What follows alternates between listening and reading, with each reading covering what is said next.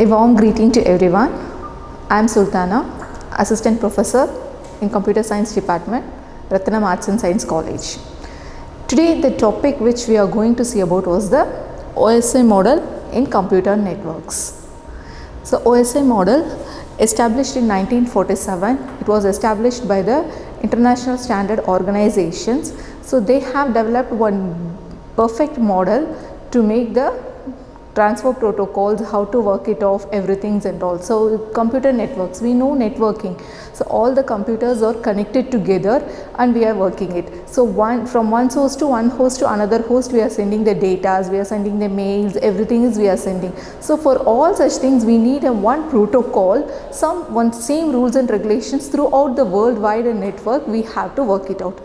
That's the reason the ISO, they have standard organization developed a model, open system interconnections model, OSI model. Okay, so the OSI model is a model from the later 1970s. They have started establishing it. Still now they are working up to that throughout the worldwide. They are working the same model.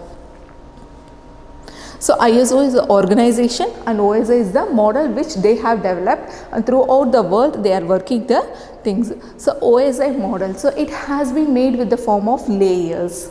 So OSI model has 7 layers. We have 7 layers. Why? Means it is easy for us to work it out throughout the sections, and if we split out the layers, then the working process will be comfortable to work it off. So what are the 7 layers? These are the 7 layers. So application layer, presentation layer, section layer, transport layer, network layer, data link layer and physical layer. Okay, so these are the 7 layers which has been working off. So one by one we will see it off. So from the bottom to up we are going off. That is, first layer is the physical layer. First layer is a physical layer. It provides a physical medium through which data transmit. So already we know that whatever the data we are coming it off, everything has been converted into zeros and ones. So that's based on the zeros and ones only it was transmitting the data. Okay, so here in the physical layer what is happening means the transmission media is there to transfer the data in the form of bits. So what are the transmission medias means we may have so many things, optical cables, coaxial cables, fiber optic cables, so many cables are there, and frequency waves, radio waves, microwaves. So in these waves the data has been transferring. So these are the things happening in the physical layer. Next is data link layer. So data link layer is used for error free data frames.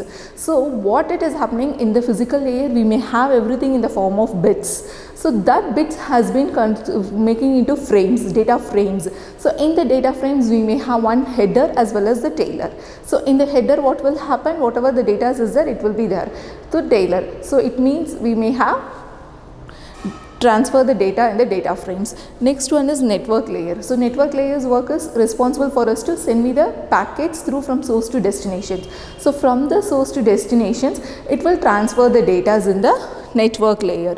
Transport layer, it is a reliable message, deliver the message from process to process. One host to another host, it will transfer the layer with the transport protocol. Section layer, it is used to establish, manage and terminate the section. So section layer, what it is, it will manage it, how it was reliably working or not. That's what the thing it is saying in the section layer.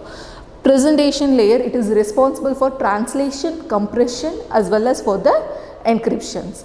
And the last layer is the application layer. This is a service to the users. That's what we are the users, we are using from the application layer. So from the application layer it was changing into physical layer. So this was the 7 layer frames which was there in the OSI models. Thank you.